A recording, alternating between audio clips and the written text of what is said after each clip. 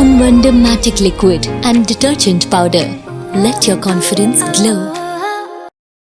பெரும் எதிர்பார்ப்புகளுக்கிடையே முதல்வர் விஜய் தலைமையிலான அமைச்சரவையின் விரிவாக்கம் இன்று நடைபெறவுள்ளது. அது தொடர்பான விவரங்களை வழங்குவதற்காக ஆளுநர் மாளிகையில் உள்ள செய்தியாளர் ரமேஷ் இணைந்திருக்கிறார். ரமேஷ், இதற்கான ஏற்பாடுகள் எல்லாம் எப்படி செய்யப்பட்டிருக்கு, என்ன விவரம்? முதலமைச்சர் ஜோசப் விஜய் தலைமையிலான அமைச்சரவை விரிவாக்கம் இன்னும் சிறிது நேரத்தில் மக்கள் மாளிகையில் நடைபெற இருக்கிறது. ஏற்கனவே 9+1 அமைச்சரவை கடந்த 10ஆம் தேதி பதவியேற்ற நிலையில் தற்போது பாரதியார் மண்டபத்தில் 21 தமிழக வெற்றி கழகத்தைச் சேர்ந்த எம்எல்ஏக்கள் அமைச்சராக ஆகிறார்கள். அதேபோல 2 காங்கிரஸ் கட்சியை சேர்ந்தவர்கள் அமைச்சர்களாக ஆகிறார்கள். அவர்களுடைய குடும்பத்தினர் தற்போது வந்து கொண்டு இருக்கிறார்கள். அதேபோல தமிழக வெற்றி கழகத்தை சேர்ந்தவர்கள் தற்போது இங்கு வந்த வண்ணம் இருப்பதை நம்மால பார்க்க முடிகிறது. தற்போது வெற்றி கழகத்தை சேர்ந்தவர்கள் சொல்லியிருக்காங்க. கண்டிப்பா சார். ஆமா, நம்மளுடைய புரட்சி தளபதி அண்ணன் அவருக்கு நன்றி தெரிவிச்சுக்கிறேன். என்ன பெருவாரியான வாக்குகள் வித்தியாசத்தில் வெற்றி பெற செய்த தொகுதி மக்களுக்கும் நன்றி தெரிவிச்சுக்கிறேன். மக்களுக்கு பணியாற்ற உண்மையாக விசுவாசமா பணியாற்றுவேன். எந்த விதமான ஊழல் இல்லாத நல்லாட்சியை தளபதி கொடுப்பாரு. அவருக்கு உறுதுணையாக நாங்க இருப்போம் என்று தெரிவிச்சுக்கிறேன். காஞ்சிபுரம் ரஞ்சித், நீங்க ஏற்கனவே பண்ருட்டியார் கூட கட்சி ஆரம்பிச்சீங்க. குறிப்பா தற்போது இங்க தமிழக வெற்றி கழகத்துக்கு வந்திருக்கீங்க. வெற்றி கழகத்துடைய காஞ்சிபுரம் அமைச்சராவது எப்படி பாக்குறீங்க? நாங்க ஏற்கனவே சொல்லியிருக்கேன் சார். நம்ம கடந்த 5 ஆண்டுல திமுக கிட்டத்தட்ட 10 லட்சத்தை தாண்டி கடன் வாங்கியிருக்காங்க நம்மளுடைய தமிழக அரசு. ஊழல் இல்லாத நல்லாட்சி கொடுக்கிற தலைமை புரட்சி தலைவர் எம்ஜிஆருக்கு அப்புறம் புரட்சி தளபதி அண்ணன் விஜய் அவர்களுக்கு மட்டும்தான் அந்த பொறுப்பு இருக்கு. அவர் ஊழல் அற்ற நல்லாட்சி கொடுப்பார் என்பதுதான் எங்களுடைய மக்கள் எல்லாம் எதிர்பார்த்தது. தளபதியோட முகம்தான் 234 தொகுதியிலும் நான்லாம் வெற்றி பெறலைங்க. தளபதியோட முகம்தான் வெற்றி. இந்த வெற்றி அவருக்கு தான் சமர்ப்பிக்கணும். 23 ஆண்டுகளுக்கு பிறகு காஞ்சிபுரத்துக்கு அமைச்சர் கிடைச்சிருக்காரு அப்படின்னு சொல்றாங்க காஞ்சிபுரத்து மக்கள். நீங்க காஞ்சிபுரத்துல இருந்து அமைச்சரா பதவியேற்க நான் நன்றி தெரிவிச்சுக்கிறேன். என்னுடைய தளபதிக்கு நன்றி தெரிவிச்சிருக்கேன். என்னோட தொகுதி மக்களுக்கு நன்றி தெரிவிச்சிருக்கேன் சார். அது சம்திங் நீங்க கொஞ்சம் டிவில பாருங்க. கொஞ்சம் நேற்று 21 எம்எல்ஏ சொன்னாங்க டிவில. இப்ப கொஞ்சம் 17 எனக்கு கொஞ்சம் கிளியரா தெரியல எனக்கு. நாங்கள் எங்களை 9 மணிக்குள்ள உள்ள என்ட்ரி பண்ண சொல்லியிருக்காங்க. நாங்கள் வந்துட்டோம் சார் முன்னாடியே. சரியா, எந்த துறைன்னு கூட எந்த இலாக்கான்னு கூட உள்ள போனதான் எனக்கு தெரியும். ஸோ அமைச்சரா பதவியேற்ற பிறகு தான் எதுவுமே தெரியும் நினைக்கிறேன் சார். இந்த நாள் எனக்கு என்ன சொல்றதுன்னா, தளபதிக்கு எவ்வளவு பெரிய கோடான கோடி நன்றி சொன்னாலும் அது ஈடாகாது சார். ஆமா, முதல் முறையா எம்எல்ஏ ஆயிட்டு ஃபர்ஸ்ட் டைமே எனக்கு ஒரு அமைச்சர் கொடுக்கறாங்கன்னா அது இது ஒரு பெரிய ஒரு மகிழ்ச்சி சார். என் உயிர் உள்ளவரை என் தளபதிக்கு விசுவாசமா இருப்பேன், மக்களுக்கு விசுவாசமா இருப்பேன். ₹1 கூட கமிஷன்ல டெண்டர்ல கமிஷன் வாங்க மாட்டேன். ₹1 கூட வாங்க மாட்டேன். உறுதியான மக்கள் பணியா தரமான பணிகளை மேற்கொள்ளுவேன். மக்கள் பணத்துல ₹1 கூட ஊழல் பண்ண மாட்டேன். உண்மையா இருப்பேன். தளபதிக்கு உண்மையா இருப்பேன், மக்களுக்கு உண்மையா இருப்பேன்றதை தெரிவிச்சுக்கிறேன். நன்றி. அதாவது நீங்கள் பார்த்திருக்கலாம், தற்போது காஞ்சிபுரம் எம்எல்ஏ தமிழக வெற்றி கழகத்தை சேர்ந்தவர் தற்போது அமைச்சராக பொறுப்பேற்க வந்திருக்கார். தொடர்ச்சியாக இங்க பாத்தீங்கன்னா ஒவ்வொருவரும் எங்க குடும்பத்தோடு வந்த வண்ணம் இருக்கிறார்கள். காஞ்சிபுரம் எம்எல்ஏ வந்திருக்கக்கூடிய நிலையில் தற்போது மேலூர் தொகுதி காங்கிரஸ் வேட்பாளருடைய குடும்பத்தினரும் வந்திருக்கிறார். குறிப்பாக காங்கிரஸ் எம்எல்ஏவாக இருந்த அவருக்கும் வாய்ப்பு கிடைத்திருக்கிறது. விஸ்வநாதன் குடும்பத்தினரும் தற்போது வந்திருக்கிறார்கள். விஸ்வநாதன் குடும்பத்தை சேர்ந்தவர்கள், அதே போல மரிய வில்சன் அவர்களுடைய குடும்பத்தினரும் வந்திருக்கிறார்கள். தற்போது மேலூர் எம்எல்ஏவாக இருக்கக்கூடிய விஸ்வநாதன் குடும்பத்தினரும் தற்போது இங்க வந்திருக்காங்க. சார், உங்க பதவியேற்புக்கு எம்எல்ஏ அழைத்திருக்காங்க, நீங்க குடும்பத்தினர் வந்திருக்கீங்க, எப்படி பாக்குறீங்க சார் இந்த பதவியேற்பு? நீண்ட ஒரு நாட்களுக்கு பிறகு தமிழ்நாடு அமைச்சரவையில் காங்கிரஸ் பேர் இயக்கம் பங்கு பெறுகிறது. தமிழ்நாடு அமைச்சரவையில் பங்கு பெறக்கூடிய மரியாதைக்குரிய அண்ணன் விஸ்வநாதன் அவருடைய பதவியேற்பு விழாவிற்கு நாங்கள் அனைவரும் குடும்பமாக வந்திருக்கிறோம். இந்த அமைச்சரவை பதவியேற்பு விழாவில் பங்கேற்பதில் மட்டற்ற மகிழ்ச்சி அடைகிறோம். நன்றி. காங்கிரஸ் கட்சிக்கு கிட்டத்தட்ட 1967க்கு பிறகு அமைச்சரவையில் வாய்ப்பு கொடுத்திருக்காங்க. இதை நீங்க எப்படி ஒட்டுமொத்த காங்கிரஸ் தொண்டர்கள் எப்படி பாக்குறீங்க?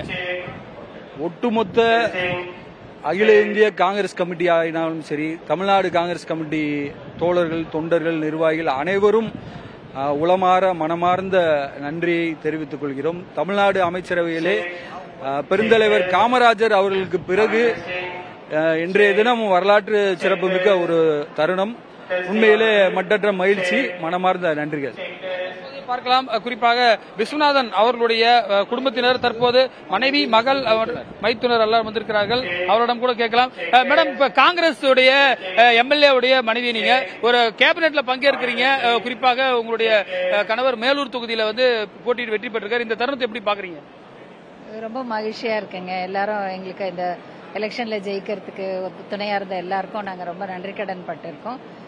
சிஎம் ஜோசப் விஜய் சார் அவருக்கு ரொம்ப நன்றி. நேற்று அவர் கால் பண்ணி இந்த பதவியேற்பு விழா பத்தி என் கணவருக்கு சொன்னாரு. பக்கத்துல நான் இருந்தேன். காங்கிரஸில் முதலமைச்சராக இருந்த பக்தவச்சலத்துல அந்த கேபினெட்ல தான் காங்கிரஸ் அமைச்சர்கள் பங்கேற்றாங்க. அதுக்கு பிறகு முதல் முறையான வாய்ப்பு உங்க கணவருக்கு கிடைத்திருக்கு. இந்த தருணத்தை காங்கிரஸ் கட்சி சார்பா எப்படி பாக்குறாங்க? அது 59 இயர்ஸ் 59 வருஷத்துக்கு அப்புறம் காங்கிரஸ்ல மந்திரி பதவிக்கு வந்திருக்காங்க அப்படின்றது இத்தனை வருஷ காலமா ஆட்சியில பெரிய பங்கு வகிச்சாலும் மந்திரி சபையில இடம்பெறலன்றது ஒரு குறையாவே இருந்தது. அது இப்ப தீர்ந்திருக்கு. 59 வருஷத்துக்கு அப்புறம் ஒரு மந்திரி உள்ள போறாரு. அதுல என் கணவர் இருக்காருன்றது எங்களுக்கு ரொம்ப ஹிஸ்டாரிக்கலா இருக்கிறதுனால கொஞ்சம் பெருமையாவும் மகிழ்ச்சியாவும் இருக்கு. உங்களுடைய தந்தையார் அமைச்சராக வராங்க. காங்கிரஸ் கட்சியை சேர்ந்த குடும்பத்திலிருந்து வந்திருக்கீங்க. இது எப்படி பாக்குறீங்க நீங்க? ரொம்ப பெருமையா இருக்கு, ரொம்ப சந்தோஷமா இருக்கு. இத்தனை நாள் உழைப்பு வீண் போகல அப்படின்றது இருக்கு. அதையும் தாண்டி மாற்றம் வேணும் அப்படிலாம் நம்ம நினைக்கும் போது நிஜமாவே ஒரு ஆன்டை கரப்ட், ஒரு அம்பேத்கரைட் ஐடியாலஜிஸோட ஒருத்தர் உள்ள வராரு, ஒரு கேபினெட்ல இருக்காருன்றதுல ரொம்ப பெருமையா இருக்கு, ரொம்ப சந்தோஷமா இருக்கு. 9 காலகட்டத்தில் உங்களுடைய தந்தையார் எம்பியாகவும் இருந்திருக்காங்க, காஞ்சிபுரம் எம்பியா இருக்காங்க, எம்எல்ஏவா இருக்காங்க. இது எப்படி பாக்குறீங்க உங்களுடைய தருணம்? குறிப்பாக உங்களுக்கு கடலூர் மாவட்டத்தை சேர்ந்தவரெல்லாம் கூட மேலூர்ல போய் வெற்றி பெற்றிருக்கீங்க. அந்த தருணம் எப்படி இருக்கு? எங்களுக்கு அது எப்போதுமே நாங்க கடலூர்ல இருந்து அதுக்கப்புறம் மதுரைக்கு போயிட்டு காஞ்சிபுரத்துல ஜெயிச்சோம். அவங்கள ஒருத்தவங்களா நினைச்சு எங்களை ஜெயிக்க வச்சாங்க. அவங்களுக்கு எங்களால முடிஞ்ச அளவுக்கு நல்லது செஞ்சோம். அப்பா செஞ்சாங்க. இப்ப அதே மாதிரி மேலூர் மக்களும் எங்களை நம்பி இவ்வளவு பெரிய பொறுப்பை கொடுத்திருக்காங்க. அதுக்கு முழுக்க வேலை செஞ்சு he will give his 100%. Congress கிட்டத்தட்ட தமிழ்நாட்டில் காங்கிரஸ் மட்டுமல்ல, கூட்டணி மந்திரி சபை அமைக்கப்பட்டு கிட்டத்தட்ட 59 ஆண்டுகள் ஆகிறது. தற்போது கூட பார்க்கலாம், அவர்களுடைய மரிய வில்சன் அவருடைய குடும்பத்தினர், அதே போல ரஞ்சித் குமாருடைய குடும்பத்தினரும் இங்க வந்திருக்கிறார்கள். அதே போல மரிய வில்சன் அவர்களுடைய குடும்பத்தை சேர்ந்தவர்களும் தற்போது இருக்கிறார்கள். நீங்க காஞ்சிபுரம் எம்எல்ஏ உடைய குடும்பத்திலிருந்து வந்திருக்கீங்க. எப்படி பாக்குறீங்க உங்க அப்பா அமைச்சராகிறது? சந்தோஷமா இருக்கு. காஞ்சிபுரத்துல ரொம்ப வருஷமா எம்எல்ஏ மினிஸ்டர்ஸ் இல்லாம இருந்தாங்க. இப்போ காஞ்சிபுரத்துல இருந்து ஒரு மினிஸ்டரா எங்க அப்பா இருக்கிறது ரொம்ப சந்தோஷமா இருக்கு. அது மட்டும் இல்லாம நார்மலாவே நல்லது செய்வாரு. இன்னும் கொஞ்சம் இது ஒரு மக்களுக்கு கிடைச்ச வெற்றியாவும் இருக்கும். காஞ்சிபுரத்தை இன்னும் நல்லா வளர்ச்சி பெற ஒரு உறுதுணையா இருப்பாரு நம்புறேன். நீங்க உங்களுடைய மகன் அமைச்சராகிறார். இந்த தருணத்தை நீங்க எப்படி உணர்றீங்க? ஒரு சாமானியரும் ஆக முடியறதுக்கான வாய்ப்பு ஏற்பட்டிருக்கிறது. நீங்க எப்படி உணர்றீங்க? காஞ்சிபுரத்திலிருந்து ஆர்வி ரஞ்சித் குமார் அவங்க அம்மா பேசுறேன். காஞ்சிபுரத்து மக்களுக்கு ஏற்கனவே நிறைய சேவை செஞ்சுக்கிறாரு. இன்னும் சேவை செய்யணும். ஆனா அந்த மினிஸ்டர் பதவி கிடைக்கிட்டு எனக்கு ரொம்ப சந்தோஷம். ஆனா ரொம்ப மக்களுக்கு ரொம்ப சேவை செய்யணும். ஏற்கனவே செஞ்சிருந்தாரு, அதிகமாவே செய்யணும் மக்களுக்கோசம். எனக்கு ரொம்ப சந்தோஷம். தற்போது ஒவ்வொரு குடும்பத்தினரும் வந்திருக்கிறார்கள். நமக்கு கிடைத்திருக்கக்கூடிய தகவல் படி பார்த்தீங்கன்னா 21 தமிழக வெற்றி கழகத்தை சேர்ந்த எம்எல்ஏக்கள் அமைச்சர்களாக வருகிறார்கள். அது மட்டும் இல்லாமல் 2 காங்கிரஸ் தற்போது கும்பகோணம் மாவட்டத்தை சேர்ந்தவர்களுக்கும் அமைச்சர் பொறுப்பு கொடுக்கப்பட்டிருக்கிறது. சார், நீங்க கும்பகோணம் தஞ்சாவூர் மாவட்டத்திலிருந்து வரீங்க.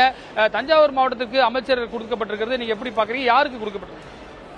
தஞ்சாவூர் மாவட்டத்துக்கு கொடுக்கறது ரொம்ப வரவேற்கப்பட்டது. கிட்டத்தட்ட நான் கும்பகோணம் தொகுதியில் பார்த்தீங்கன்னா கிட்டத்தட்ட 15 வருஷம் முன்னாடி கோசுமினி அவர்கள் மட்டும்தான் மினிஸ்டரா இருந்தாங்க. அதுக்கப்புறம் ஒரு கடந்த 15 வருஷமா திமுக உள்ள அன்பழகன் அவருக்கு எந்த ஒரு மினிஸ்டரும் கொடுக்கல. ஸோ கும்பகோணம் சுற்றி உள்ள அந்த டெல்டா மாவட்டம்ல ஒரு பெரிய வளர்ச்சி கிடையாது. ஸோ இப்போ டெல்டா மாவட்டத்தில் கும்பகோணம் உதவியாகி எனக்கு மினிஸ்டர் கொடுக்குறப்ப அதை நாங்கள் மக்களாகி எல்லாருமே வரவேற்கிறாங்க. ஒரு வளர்ச்சியை நோக்கி பயணிப்போம். புதுக்கோட்டை அன்பழகன் இருந்தாரு, மாவட்ட செயலாளர் இருந்தாரு. அவரை தோற்கடிக்கப்பட்டிருக்கிறார் கும்பகோணத்தில். குறிப்பாக கோவிச்செழியன் போன்றவர்களும் அமைச்சராக இருந்திருக்காங்க. ஒரு யங்ஸ்டரா நீங்க தஞ்சாவூர் மாவட்டத்துக்கு என்ட்ரி ஆவறீங்க, அது எப்படி ஃபீல் பண்றீங்க? இல்ல, இது ரொம்ப சந்தோஷமா இருக்கு, ப்ரௌடா இருக்கு. என்ன மாரி இளைஞர்களை தளபதி அவர்கள் ஒரு எம்எல்ஏ ஆக்கி இப்போ ஒரு மினிஸ்டர் ஆக்குறாங்க. இது வரைக்கும் நீங்க பாத்தீங்கன்னா எந்த ஒரு அரசியல் கட்சியிலும் இளைஞர்கள் இருப்பாங்க, ஆனா இந்த அளவுக்கு யாரும் வந்திருக்க மாட்டாங்க. சோ என்னை போன்ற இளைஞர்களுக்கு இது ஒரு நல்ல வாய்ப்பா இருக்கு. நீங்கள் பார்த்திருப்பீர்கள், தஞ்சாவூர் மாவட்டத்திலிருந்து அமைச்சராக பொறுப்பேற்கக்கூடிய வினோத் வந்திருக்கிறார். தொடர்ச்சியாக இதே போன்று ஒவ்வொரு எம்எல்ஏக்களுக்கும் குறிப்பாக சொல்லப்பட்டு அவர்கள் தற்போது மக்கள் மாளிகைக்கு வந்த கோணம் இருக்கின்றார்கள். ஆனந்தி, அமைச்சரவையின் விரிவாக்கம் இன்று நடைபெற இருக்கும் நிலையில் ஆளுநர் மாளிகைக்கு தாவேகா, காங்கிரசின் எம்எல்ஏக்கள் மற்றும் நிர்வாகிகள் உள்ளிட்டோர் ஒவ்வொருத்தராக வருகை தந்து கொண்டிருக்கிறார்கள். விவரங்களை வழங்கியமைக்கு நன்றி Ramesh. Ponvandam Magic Liquid and Detergent Powder. Let your confidence glow.